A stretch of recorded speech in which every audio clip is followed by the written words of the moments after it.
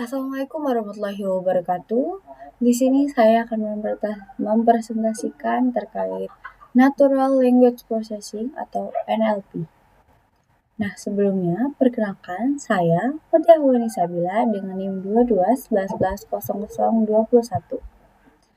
Nah, definisi dari NLP itu sendiri merupakan cabang dari kecerdasan buatan atau AI yang berfokus pada interaksi antara komputer dan bahasa manusia atau natural language. Tujuan utamanya adalah memungkinkan mesin untuk membaca, memahami, menginterpretasikan, dan menghasilkan bahasa manusia dengan cara yang bermakna. Nah, NLP ini sendiri menggabungkan ilmu statistik, ilmu komputer, dan statistika untuk proses teks atau percakapan menjadi satu. Nah, contoh nyatanya NLP ini yaitu autocorrect yang biasa mungkin teman-teman pakai ya di keyboard kalian. Terus ada chatbot, Google Translate, hingga sentimen analisis di media sosial. Nah, studi kasus yang akan saya ambil di sini yaitu terkait tentang analisis sentimen pada Google Play Store di Indonesia antara bulan Mei tahun 2022 hingga bulan Februari tahun 2023. Nah, sentimen analisis ini apa sih? Nah, sentimen analisis ini merupakan teknik dari NLP untuk mengidentifikasi apakah suatu teks itu mengandung sentimen positif, negatif, maupun netral. Nah, sentimen analisis ini sangat berguna sekali dalam dunia bisnis, terutama e-commerce, karena biar kita yang punya e-commerce itu tahu gimana sih kira-kira pendapat pelanggan dari ulasan yang diberikan terkait tentang produk kita atau jasa kita, itu seperti itu. Nah, selanjutnya dataset yang digunakan yaitu dataset dari Kaggle terkait tentang ulasan Google Play Store di Indonesia pada bulan Mei tahun 2022 hingga Februari tahun 2023. Nah, tools yang digunakan di sini adalah yang pertama ada Python, lalu yang kedua ada Pandas, yang ketiga ada Array dan String. Ini digunakan untuk membersihkan teks seperti hapus simbol, angka, maupun tanda baca. Lalu ada NLTK atau Natural Language Toolkit. Di sini NLTK sendiri digunakan untuk tokenisasi data, lalu untuk menghapus top words dalam bahasa Indonesia. Dan yang kelima ada Sticky Learns, itu buat membagi data, ada dua, itu train dan test yang nantinya bisa mengakurasi model itu baik atau enggak. Lalu ada juga TF-IDF, Fortunation untuk mengubah teks menjadi angka. Lalu juga ada Naive Bayes, di mana model yang akan kita gunakan untuk klasifikasinya. Dan yang terakhir ada evaluasi model yang nantinya bisa dilihat dari hasil yang tadi itu. Dan yang terakhir tools yang digunakan adalah Matplotlib atau Seaborns, itu digunakan untuk memvisualisasikan terkait tentang preprocessing maupun EDA yang kita butuhkan seperti itu. Nah, pembahasannya di sini yang pertama yaitu kita setelah import data gitu ya teman-teman. Nah, ini ada labeling sentiment. Nah, labeling sentiment ini tujuannya buat apa sih? Tujuan dari labeling sentiment ini yaitu mengubah kolom skor yang berisi angka 1 sampai 5 itu menjadi label kategori sentimen, yaitu positif, netral, negatif. Nah, biar apa sih kita ubah dari 1 sampai 5 ini menjadi positif, netral, dan negatif, biar bisa dipakai sebagai target klasifikasi.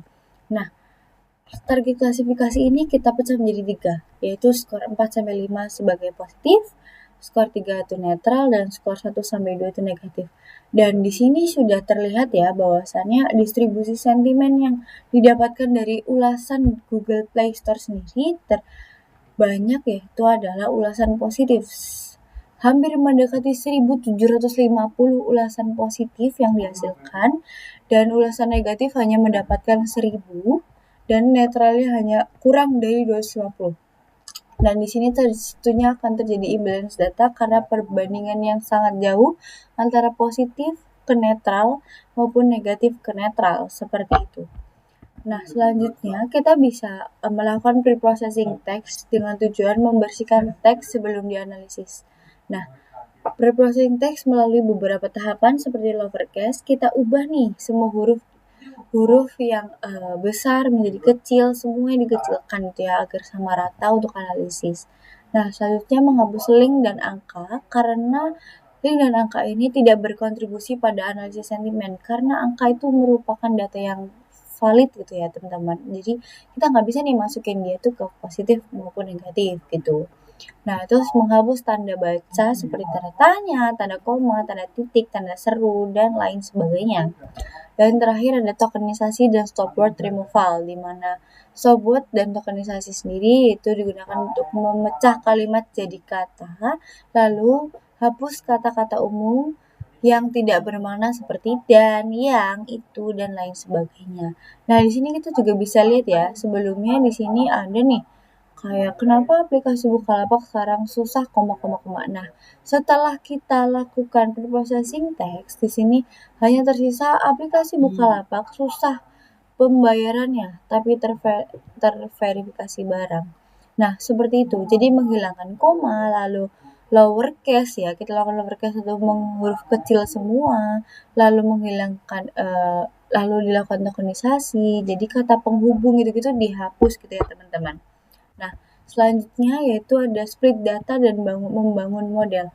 Nah, split data sendiri kita gunakan yaitu 80% untuk data pelatihan dan 20% untuk data pengujian. Nah, pipeline yang digunakan di sini digunakan untuk menggabungkan dua langkah sekaligus yaitu TF-IDF Factorize untuk mengubah teks menjadi angka berdasarkan frekuensi kata, Lalu Naive Bayes yaitu algoritma klasik yang kita gunakan saat ini untuk mengklasifikasikan teks yang akan kita teliti untuk analisis sentimen gitu ya. Nah, di sini kita mendapatkan evaluasi dari model yaitu ada confusion metric dan classification report gitu ya teman-teman. Nah, buat confusion metricnya sendiri di sini ada aktual negatifnya sebanyak 153 gitu ya, prediksi negatifnya gitu ya. Dimana 153 review negatif diprediksi benar sebagai negatif. Dan sedangkan di sini ada 19 review netral salah diprediksi negatif dan 23 salah diprediksi positif, di mana tidak ada yang benar. Untuk netralnya itu masih diambang ini ya, diambang ragu gitu ya buat modelnya kalau buat yang netral. Lalu di sini terdapat ya 319 positif diprediksi benar sebagai positif gitu. Nah, confusion metric ini bisa terlihat ya bahwasannya semakin tinggi warnanya akan semakin cerah gitu ya teman, dan semakin rendah akan semakin gelap gitu ya. Nah, terdapat juga di sini classification report dari masing-masing precision recall, advanced score maupun support, di mana precision sendiri mendapatkan 78% dari prediksi negatif. Berarti memang benar-benar adanya kata-kata atau ulasan negatif gitu ya. Dan di sini terdapat 0% untuk netral yang tidak terdeteksi bahwasannya terdapat ulasan netral, lalu ada 79% gitu ya dari precision positif gitu. Dan terdapat di sini adalah akurasi dari model yang kita gunakan. Akurasinya sebesar 79%, di mana 79% ini bisa dikatakan cukup bagus ya. Tapi 79% ini telah didominasi oleh model prediksi yang dikatakan ulasan itu positif. Kenapa aku bisa bilang didominasi? Karena di sini kita bisa lihat di recall-nya ya. Recall-nya terdapat 93% yang dideteksi positif dan baru 71% aja yang dideteksi untuk negatif gitu ya. Nah, jadi mungkin model akurasi 79% ini dia dikatakan apakah cukup bagus atau enggak, itu cukup bagus aja karena performanya juga belum nggak terlalu imbalance gitu ya teman-teman. Jadi tapi tetap harus ditingkatkan lagi untuk model perlu prediksi agar bisa mempresentasikan atau menangkap gitu ya kata-kata ulasan netral. Nah, hasil model di sini aku akhirnya mencoba untuk memprediksi menggunakan kata manual yang aku pengen aja gitu ya. Nah, di sini terdapat aplikasinya sangat membantu dan mudah digunakan. Itu masuk ke dalam hasil positif gitu ya.